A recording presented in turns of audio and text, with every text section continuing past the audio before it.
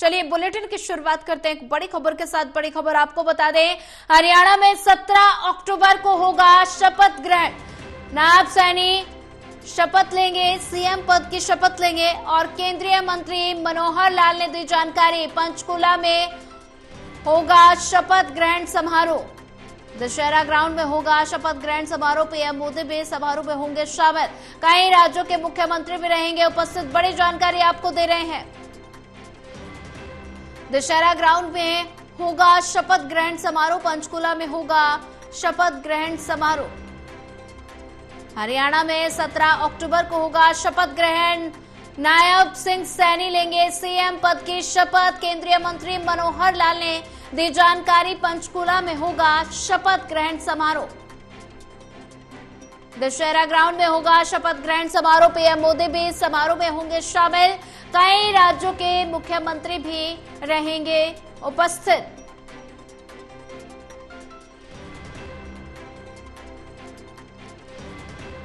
हरियाणा में 17 अक्टूबर को होगा शपथ ग्रहण समारोह। नायब सिंह सैनी सीएम पद की शपथ लेंगे। केंद्रीय मंत्री मनोहर लाल ने ये जानकारी साझा की है।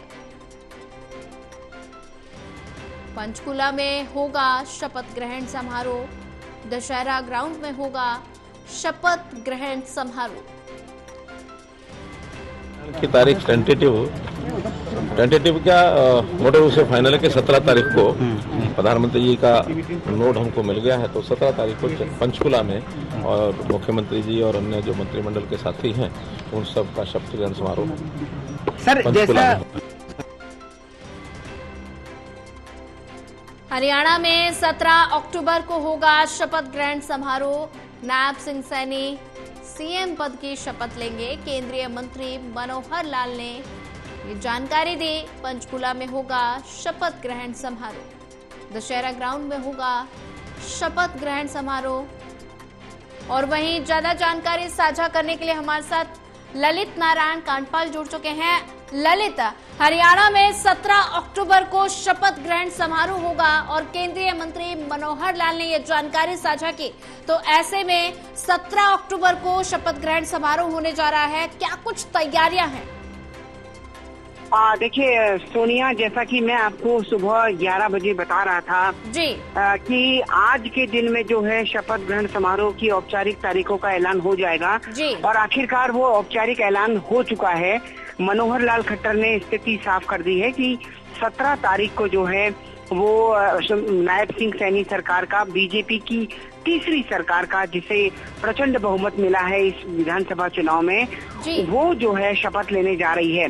और उन्होंने ये भी कहा कि उन्हें जो है प्रधानमंत्री का नोट मिल चुका है इस पूरे मामले को लेकर, और जिस तरह की परिस्थितियां हैं उसमें जो है 17 तारीख को अब प्रधानमंत्री नरेंद्र मोदी, गृह मंत्री अमित शाह सहित बीजेपी के सभी बड़े नेता जो है वहाँ पर मौजूद रहेंगे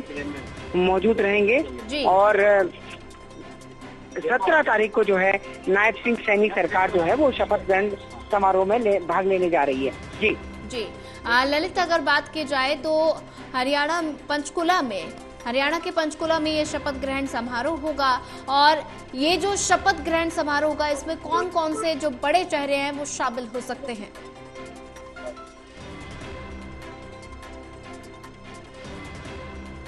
ललित, आप सुन पा रहे हैं? जी सोनिया, जी ललित, कौन कौन से बड़े चेहरे हैं जो अभी हरियाणा में जो शपथ ग्रहण समारोह होगा जो इसमें शामिल हो सकते हैं?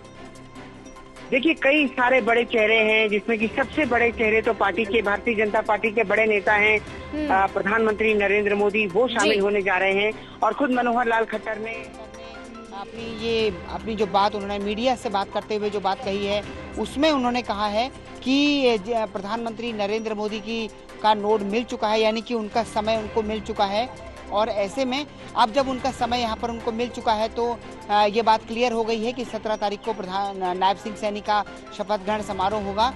और अब सबसे महत्वपूर्ण बात यह है, सबकी नजरें इस पर टिकी हुई हैं कि आखिर नायब सिंह सैनी के साथ वो कौन से चेहरे होते हैं जो बहुमत वाली सरकार में शपथ लेते हैं। जी ललित, अगर बात की जाए तो ये शपथ ग्रहण समारोह होगा, तो ऐसे में मंत्रिमंडल में कौन कौन से वो चेहरे हैं जिनको जगह मिल सकती है?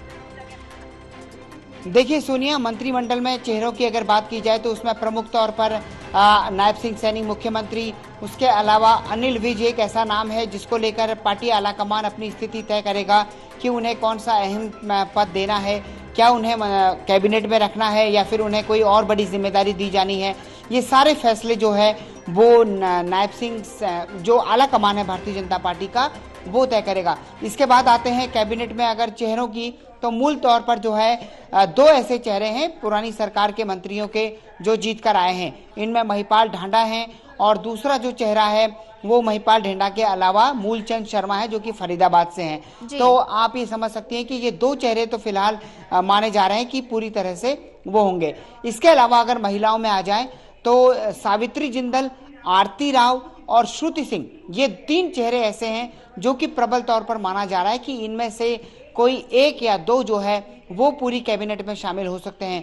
सोनिया, अपने दर्शकों की जानकारी के लिए मैं बताना चाहता हूं कि तकरीबन एक फॉर्मूला है सरकार गठन में कैबिनेट का कि जो भी जितना भी मेजॉरिटी का नंबर है, यानी कि यहाँ पर मेजॉरिटी का नंबर 90 है, तो तकरीबन 15% जो हैं वो मंत्री बन सकते हैं और तकरीबन 10% जो हैं वो कैबिनेट मंत्री बन सकते हैं।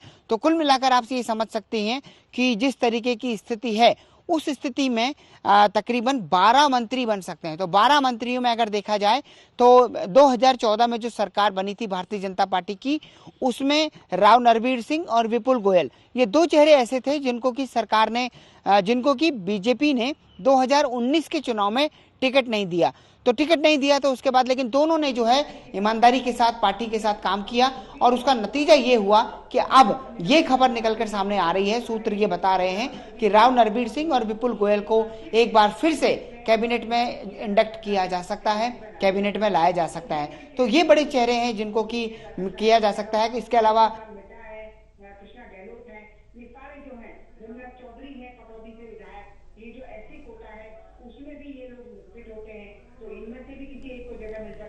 तो कई सारे नाम हैं जो कि इस वक्त चर्चाओं में है, लेकिन अब देखना ये होगा कि पार्टी आलाकमान किसके नाम पर मोहर लगाता है। और जहां तक जानकारी ये है कि सूत्रों के द्वारा वो मोहर जो है लगभग तकरीबन लग चुकी है। कल रात जो तकरीबन 4 घंटे बैठक चली है, उस बैठक में ये सारा फॉर्मूला लगभग तय हो चुका है और अब जो है 17 तारीख को हमारे सामने वो चेहरे तभी वो आएंगे जब शपथ ग्रहण के लिए उनका नाम पुकारा जाएगा। जी ललित नारायण, अगर बात की जाए तो नायब सिंह सैनी लगातार बैठकें कर रहे हैं और दिग्गजों से, आलाकमान से उनकी मुलाकात हो रही है। तो ऐसे में कौन कौन से वो जो नाम है जो मंत्रिमंडल में जिनके नामों पर अब तक मोहर लग चुकी है? देखिए, इसमें अभी तक औपचारिक तौर पर या कहूं कि मैं एक तरह से किसी तरह का ऐलान तो नहीं हुआ है कि ये लोग मंत्री बनेंगे और ये कभी ऐलान होता भी नहीं है किसी भी सरकार में। ये एक थोड़ा सरप्राइज चीजें होती हैं कि किसके नाम पर आखिर मोहर लगी है। जिस तरह से टिकटों का फाइनल होता है उसी तरह से एक तरह से कहिए कि कैबिनेट के नामों को भी कभी सामने नहीं रखा जाता है। ये उसी समय पता चलता है सोनिया, और उसी समय अगर देखा जाए तो ये जानकारी मिलेगी कि कौन कौन वो चेहरे हैं जिनको इस बार कैबिनेट में जगह मिलने जा रही है। जी ललित, अगर बात की जाए पुराने चेहरे जिनकी अगर बात की जाए तो पुराने चेहरे कितने पुराने चेहरे हैं जो रिपीट हो सकते हैं मंत्रिमंडल में? देखिए, पिछली नायब सिंह सैनी सरकार में से जितने मंत्री थे उनमें से 2 चेहरे ऐसे हैं जो जीत कर आए हैं। तो माना जा रहा है कि इन 2 चेहरों को तो कैबिनेट में जगह मिलेगी ही। उन 2 चेहरों में जो है मूलचंद शर्मा है और एक महिपाल ढांडा है जो कि पानीपत ग्रामीण से हैं और मूलचंद शर्मा फरीदाबाद से आते हैं। तो ये 2 नाम हैं जो कि इस तरह की परिस्थिति में हैं कि इन दोनों को वापस लाया जा सकता है। दोनों काफी पुराने नेता भी हैं, इनको मंत्रालय का अनुभव भी है, जानते हैं कि किस तरीके से विकास की गाड़ी को आगे दौड़ाया जाता है।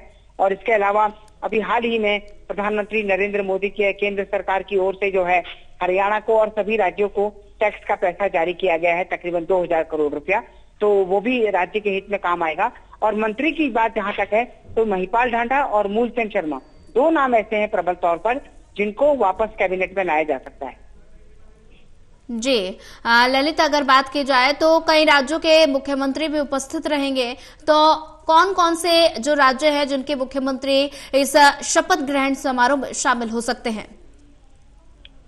देखिए, कम से कम जो है जिन राज्यों के मुख्यमंत्रियों ने प्रचार किया है, तो ऐसी जानकारी है, सूत्र ये बता रहे हैं कि कम से कम वो तो उसमें शामिल होंगे ही।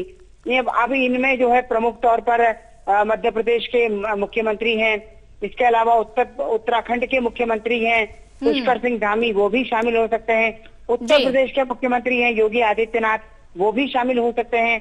और राजस्थान के मुख्यमंत्री हैं भजनलाल शर्मा, वो भी शामिल हो सकते हैं। तो ये सारे जो नाम हैं, ये सारे लोग इस शपथ ग्रहण समारोह में शामिल हो सकते हैं। और इसके अतिरिक्त भी जो है, इसके अलावा जो पूरी टीम है, अगर हम पूरी टीम की चर्चा करें, जिस टीम ने टिकटों को फाइनल करने से लेकर रणनीति बनाने के अलावा उस समय पर जिस तरह से उतार चढ़ाव आया भारतीय जनता पार्टी के कैंप में, उस उतार चढ़ाव को मैनेज किया और अपने कैंपेन को एक बराबर लेयर तक बनाए रखा, जिससे कि मोमेंटम पार्टी का नहीं गिरा और आखिरकार पार्टी को जो है जीत हासिल हुई। उनमें विप्लव देव हैं जो कि सह प्रभारी हैं, सुरेंद्र सिंह नागर हैं, वो हैं, इसके अलावा मोहनलाल बडौली हैं, वो भी हैं, और नायब सिंह सैनी तो अब मुख्यमंत्री हैं ही। खैर, तो ये छोटी टोली कही जाती है, इस छोटी टोली को भी जो है, इसका भी एक बहुत बड़ा अहम योगदान रहा है और इसने भी जो है रणनीति बनाने में एक अहम भूमिका निभाई है। जी ललित कांडपाल, ज्यादा जानकारी साझा करने के लिए आपका धन्यवाद।